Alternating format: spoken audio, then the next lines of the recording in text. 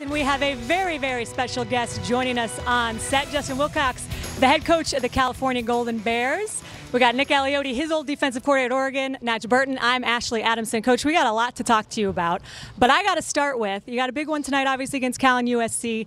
8 p.m. kick. We're still about 8 hours away. So I know coaches have very detailed schedules. What does the rest of your day look like? Like, what are you doing all day today? We got meetings and walkthroughs, a little downtime. We got some recruiting things going on today as well, so it's definitely busy. And we're getting a workout in, right? A little bit. We are going to, get a workout in. No? Yeah, high intensity training. Yeah. a little hit going. I got you. The big news was Chase Garbers is back after a few weeks being down with his injury. How big of a difference is it for him to be back for your team and for your offense and their productivity? Well, Chase was cleared early this week, and we're glad to have him back. He was playing at a high level when the injury occurred, and Devon Monster came in and did a really nice job in his absence, but Chase has done a great job getting himself back ready to play. He's done a really nice job this week and excited to play today. Does it change anything in terms of play calling or things that you're a little bit more comfortable with? Well, I think every guy will lean on their strengths, and those guys are similar in some ways, but different in others. And so, as it gets into game planning, you try and lean on the strengths that Chase has, and we'll do some of those things today. I love the way the defenses continue to play hard. 9 weeks in, overall team, what's the number one thing you like about this football team? I think their perseverance and toughness. I think the guys come to work every single day. We practice really hard, and that always gives us a chance. And we haven't been perfect by any means, and we've had some tough moments, but the guys continue to work at it and try and improve, and the chemistry and the toughness and the perseverance really shows up. I'm used to walking and traveling around with this guy right here, and he's like a celebrity. No matter where we go, no doubt, everybody knows Nick Aliotti hangs out. But you two have a unique relationship, having played for him at the University of Oregon. I'm curious, how big of an influence was Coach Aliotti on you and your coaching philosophy and maybe even what we see out of your defense? Yeah, absolutely. And I got a chance to play for, he used to be Coach Aliotti. Now I just call him the talent. Once he wears makeup once you take now. off the whistle and wear makeup, you go from coach to talent. So, but he had a huge impact on me, and I played for him in the late 90s, and then we've kept in touch all throughout the years. And we actually coached against each other a few different times, and now that he's, old and retired. Wow. he's around more. Speaking of old and retired, this is the old Justin Wilcox from back in the day. So I would say he made some questionable personnel decisions in the late 90s. I'm surprised that his coaching career survived some of those personnel decisions and who he was playing. In 1999 when I came back, Justin was a quarterback. We recruited him as a quarterback, but because he was such a good football player and a guy that understood the game, when I came back in 99, we had 3 good safeties: Justin Wilcox, Brandon McLemore, and Michael Fletcher. And I loved all 3 of those guys. They were great players. We went into fall camp and we lost our number 1 corner in Rashad Bowman. And so we sit in the meeting and I got to go, okay, we need to put our 4 best on the field. So I have to go tell Justin that, Justin, you're going to play corner. And the good news about that? Justin accepted that. That was a tough deal for him to do. He accepted it. And in that season, not one time did he give up a touchdown pass. It's funny, you told that story way differently when Justin wasn't sitting here. Yeah, I bet.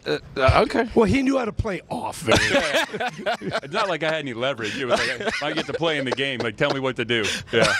Nick, I gotta ask you though, because I saw you guys at practice last night. It's cool, the relationship that you have and that you continue to have. So what's it like for you to see what he's done in his career and what he's doing here in Berkeley? You know what? I have the utmost respect for Justin both as a player, a coach, and more importantly as a man.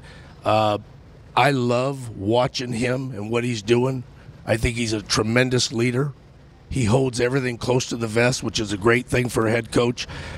I just take so much pride, and I can't take any credit. I don't want that to be misconstrued, but I take so much pride in watching his success. And I'll tell you what, in my opinion, this is just the tip of the iceberg. This guy is a star. I knew it back then. He's a star.